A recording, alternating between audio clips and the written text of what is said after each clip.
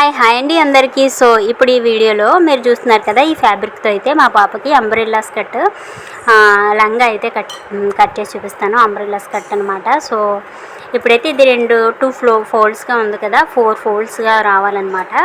So ఇంకో మడత వేసేస్తే మనకి 4 లేయర్స్ వస్తాయి అన్నమాట. 4 పొరలుగా ఉండాలి ఈ లంగాకి. సో ఇది చిన్నపిల్లలకు కాబట్టి ఈ ఫ్యాబ్రిక్ అయితే సరిపోద్ది. పెద్దవాళ్ళకైతే మనకి 2 మీటర్స్ నుంచి 3 మీటర్స్ దాకా ఉండాలన్నమాట. సో ఇప్పుడైతే ఫోల్డింగ్ మన సైడ్ ఉండేలాగా పెట్టుకోవాలి. ఓపెన్ ఆపోజిట్లో ఉండాలి, ఫోల్డింగ్ మన సైడ్ ఉండాలి. 4 పొరలుగా రావాలి. ఇప్పుడు ఇది ఫోల్డింగ్ ఉన్న సైడు సెంటర్ గుర్తించాలన్నమాట మనం. సో ఇటు సైడ్ అయితే 4 ఫోల్డ్స్ ఉన్న సైడు మనకి సెంటర్ అనమాట. మనకి నడుం రౌండ్ కట్ చేసుకోవాలి అంబ్రెల్లా కాబట్టి మనం ఫస్ట్ అయితే ఒక పర్టికులర్ రౌండ్ గీసుకుంటే దాన్ని బట్టి మనం మిగతా రౌండ్స్ అనేవి నీట్గా గీసుకోవచ్చు కదా. సో అయితే ఇటు 5 అటు 5 ఇలా కొలుచుకొని మార్క్ చేసుకొని ఒక రౌండ్ గీయండి. ఈ 5 దగ్గర నుంచి ఈ 5కి రౌండ్ రావాలన్నమాట.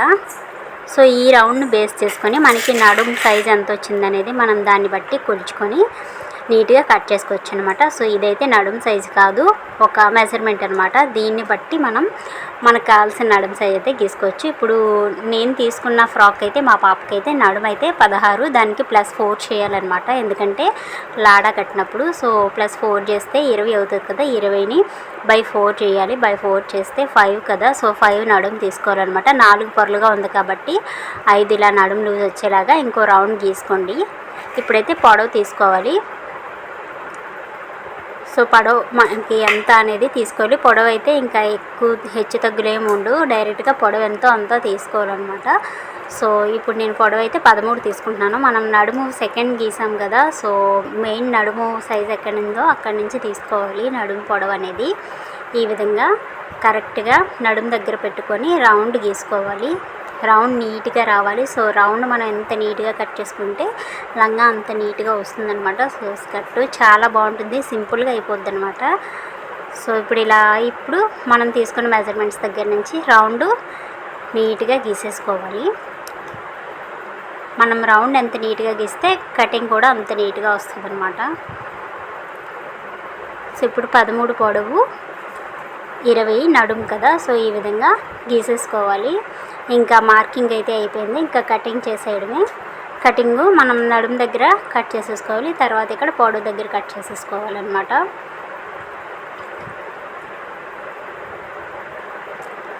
సో మనకి ఎప్పుడు నడుము ఉన్న సైజుకి ఒక 4 ఇంచెస్ ఎక్స్ట్రా పెట్టుకోవాలి, ఎందుకంటే లాడా లాగి కడతాం కదా. సో దానికోసం అని చెప్పేసి ఇప్పుడైతే నడుము అయితే కట్ చేసేసుకుంటున్నాను. ఇలా మనం రౌండ్ ఎంత నీట్గా గీస్తే కటింగ్ అంత సింపుల్గా తొందరగా అయిపోతుంది అనమాట. సో నా సిజర్ అయితే కొంచెం సోగా ఉందన్నమాట, అందువల్ల కొంచెం కష్టంగానే మంచి సిజర్ అయితే చక్కగా కట్ చేసేసుకోవచ్చు. ఇంకా పొడవు దగ్గర కూడా మనం గీసిన మార్కింగ్ మీద నుంచి అలా ఎగ్జాక్ట్గా కట్ చేసేసుకుంటే సరిపోతుంది. మనం పొడవు దగ్గర ఇంకా ఫోల్డింగ్ ఏం చెయ్యం కాబట్టి ఒక చిన్న ఫోల్డే వస్తుంది కాబట్టి ఎక్స్ట్రా తీసుకోవాల్సిన అవసరం లేదు. సో ఈ విధంగా నీట్గా కట్ చేసుకుంటూ వచ్చేయడమే.